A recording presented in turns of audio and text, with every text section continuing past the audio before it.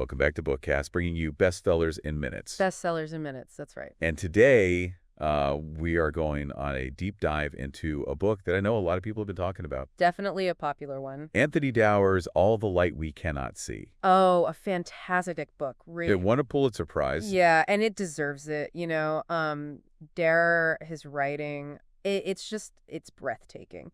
And the way he weaves together these two lives during World War II. It's such an interesting way to tell a story. Yeah. These seemingly completely separate lives. Right, and you're like, how is this all gonna come together? And he brings it all together. Masterfully. Right from the beginning, we're kind of thrown into these worlds. We have Marie-Laure. Yeah. A blind French girl living in Saint-Malo. Saint-Malo, which is a very important place in this book. And then we have Werner. Yep. A German orphan. Who's obsessed with radios. Yes, he finds solace in radios. Mm-hmm. That's his thing. It's interesting how Doerr chose those two things to focus on. It is, yeah. Blindness and then radio. Light and sound. Yeah, yeah. Like the senses, right? It's cool how he does that. And the structure of this book, I mean, this is something that, you told me before we started recording that you were just like... I was blown away. Blown away. Yeah, because he jumps between the timelines. Yes. And you're like, okay, when is this? Where are we now? And it all comes together. He does this in a way that doesn't feel jarring to the reader, though. Yeah, you're kind of along for the ride and enjoying the ride, even though you're not exactly sure where you are. It's a journey. Yeah. So let's talk about these characters a little bit more. Marie-Laure, for example. I mean, she loses her sight at a very young age. 6, I think, if I remember correctly. 6 years old. Yeah. That's a very pivotal time. A pivotal time in anyone's life, yeah. Yeah. To lose your sight, that would be... Yeah, and the way he describes it, you really feel like you understand what she's going through. You're in her head. You're in her head. And yet she is just this incredible character. So resilient. So resilient. Yeah. She is not helpless by any means. No, and I think part of that is because of her father. Oh, her father is so important. Yes. To this story, yeah. Because he doesn't treat her like she's helpless. No. He helps her navigate the world. Right. In a very literal way. With the model. Yeah, the model of the city. Of Saint-Malo. Yeah, he builds this incredibly detailed model of their neighborhood. So she can memorize it, so she can feel it. Exactly. That's incredible. Yeah, and it's not just a practical tool. It becomes almost this metaphor. Yes. Doesn't it? It's like her way of creating order and meaning in this world that's suddenly become very chaotic. Right. Especially as the war encroaches. Yes. And their world is literally shrinking. That model becomes even more important. It represents everything that they're fighting to hold on to. Yeah. Their home, their memories, their life before the war. Yeah. Powerful. I love that. And, she's not just navigating her physical world. Right. She's also finding escape through books. Yes, this is so cool to me. Yeah. As a reader who loves books. Especially Jules Verne. Yeah. Adventure stories. Yeah. Which kind of makes sense, right? Because she can't physically explore the world in the same way that other people can. So she does it through her imagination. Exactly. I love that. And, it's funny because it's contrasted with Werner. Yes, who finds escape through sound. Yeah. The magic of radio. The magic of radio. Yeah. And it's like he's finding solace in this invisible world. Right, the hum of the radio waves. Yeah. It's like a connection to something larger than himself. So we have these two characters who are each finding their own way to cope with this encroaching darkness of war. Yeah. One through tangible models. Yes. The other through these intangible waves. It's such a cool concept. I love it. And that actually brings us to another fascinating element of the book. The Sea of Flames diamond. Oh, yes. This mysterious blue diamond, it's shrouded in legend and the supposed curse. Yeah, it's like this powerful symbol that runs through the entire novel. Yeah. And it's entrusted to Marie-Laure's father. Which adds another layer of danger to their already precarious situation. Definitely. But, it's not just some random plot device, right? No, not at all. The diamond represents so much more. It's almost like this, I don't know, this test. It's like a test of character. It represents hope and destruction at the same time. Yes. The allure of beauty. Yeah. And then the potential for greed and violence. Yeah. It makes you question fate, the power of belief, the weight of responsibility. And I find it really fascinating that Doerr describes the diamond as having these tiny flaws. Yes. Like this microscopic world within the diamond. It's like a mirror of the larger world at war. All these imperfections and complexities. So let's shift gears a bit and talk about Werner's journey. Okay. Because this is really fascinating to me. He's got this incredible talent for understanding radios. Yeah, he's like a natural. A natural, but this gift ends up leading him down a very morally complex path. Yeah, his story is really an exploration of moral responsibility. Right, because he's recruited into this Nazi training school. Yeah. And he's forced to confront the consequences of his talent. His skills being used for purposes he never intended. Right.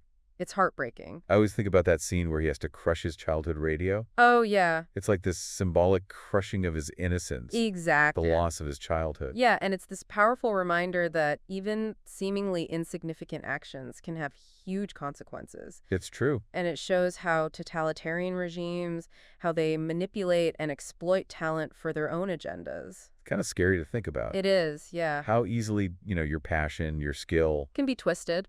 can be twisted. And used for something that you never intended. Right. And it creates this huge internal conflict within Werner. Oh, yeah. He's constantly struggling. This push and pull Yeah. between his duty to the regime His loyalty to his friends. and his own sense of right and wrong. Yeah. It's a tough spot to be in.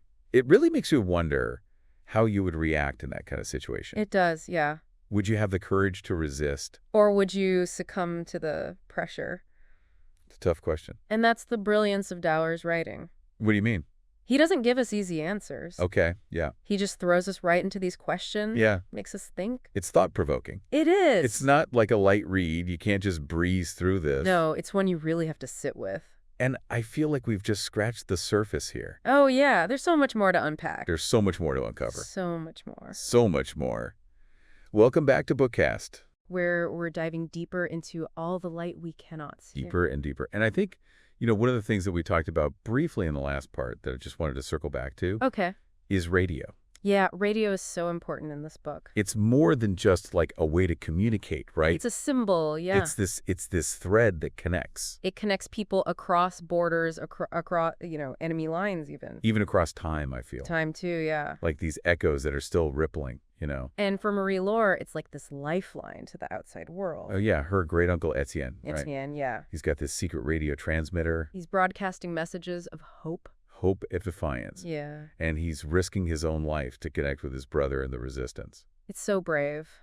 It is. It is. And it's risky. It's incredibly risky. And, they're clandestine broadcasts. Yeah. It's all very hush-hush. They're very evocative, I feel like, Yeah, they create this sense of community. Yeah, like a shared humanity. In the midst of all this chaos. In the midst of all this chaos and isolation. And it's not just information they're broadcasting. It's beauty. It's art. You remember that scene where Etienne plays Debussy's Clair de Lune? Oh, for Marie-Laure, yeah. For Marie-Laure, as like bombs are falling around them. That scene is so powerful. It just shows you that even in the darkest of times, beauty can still exist. Yeah, and it can be shared. Art can transcend everything.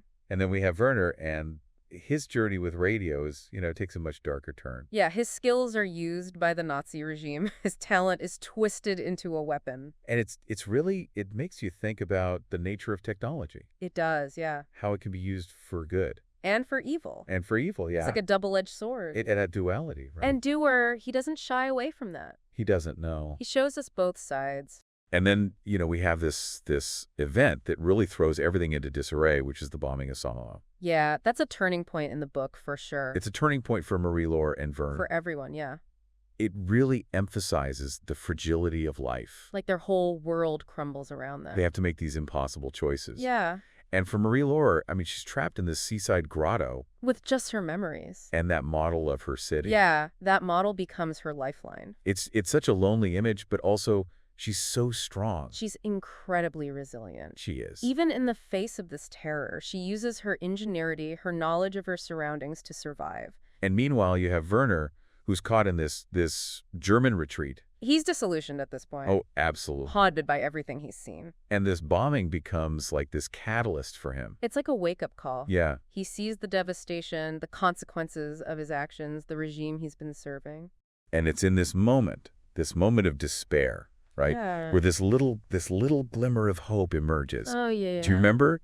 He hears Marie-Laure's voice. Oh, reading from 20,000 Leagues Under the Sea. Yeah, coming from this little Bookkast. It's like fate, isn't it? It is. Two lives intertwined by radio. And this tension builds because Werner feels drawn to this. He wants to help. Yeah, he wants to help her. And he makes his way to her house.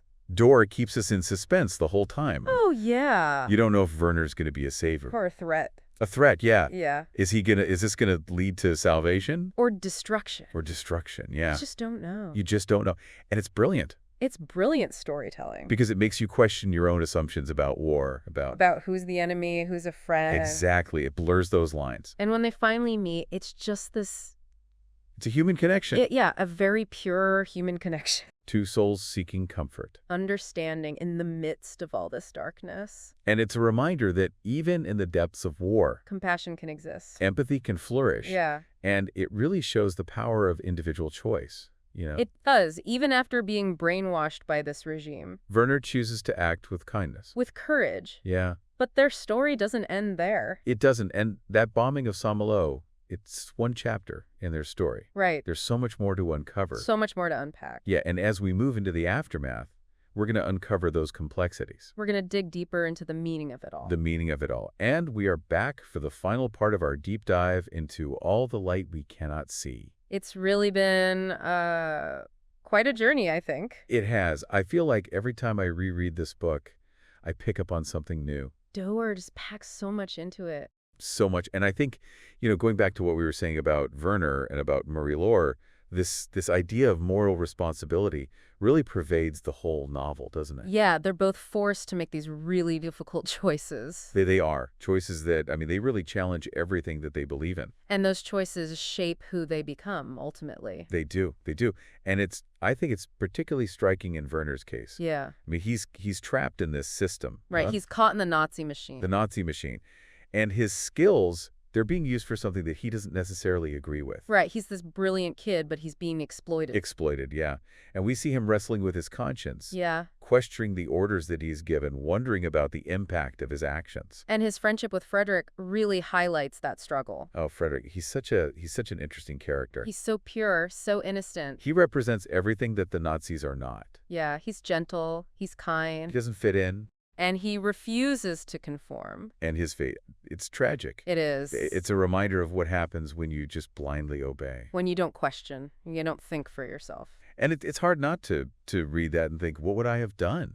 It's a question we all have to ask ourselves, I think. Would we have the courage to stand up? To say no? Yeah. And again, I think that's what's so brilliant about this book is that Doerr, he doesn't give us the answers. He makes us grapple with these questions. Yeah, he makes us look inside ourselves. He makes it personal. And yet, in the midst of all of this darkness, there's all these moments of hope. Yeah, little glimmers of light. Like, do you remember when Werner, he repairs that broken radio for that elderly couple? Oh, yeah. And they're in enemy territory. It's such a small act, but it means so much. It shows that even in war, kindness can still exist. Yeah, there's still humanity there. And speaking of hope, let's talk about the ending. Okay.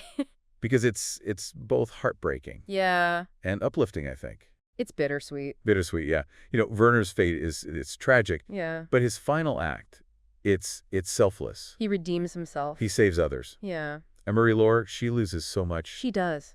But she survives. And she rebuilds. She rebuilds. She finds a way to carry on. She carries the memories of those she loved with her. And I think that's what Doerr is trying to say, is that the human spirit, it can endure. It's resilient. Yeah. And, the title, All the Light We Cannot See, it's so evocative. There's so much packed into those few words. How do you interpret it? Well, on one level, it's about Marie-Laure's blindness. The physical light that she can't see. Yeah. But I think it goes deeper than that. Yeah. Yeah. It's about all those unseen connections. The acts of kindness, the moments of courage. The things that often get overlooked. Yeah. It's about the hidden beauty in the world. The light that shines even in the darkest of places. And I think it's a reminder that there's always more to see. If we just open ourselves up to it. All the light we cannot see. It's a book that stays with you long after you finish reading it. It makes you think. It makes you feel. It sparks conversations. And it reminds us of the power of the human spirit.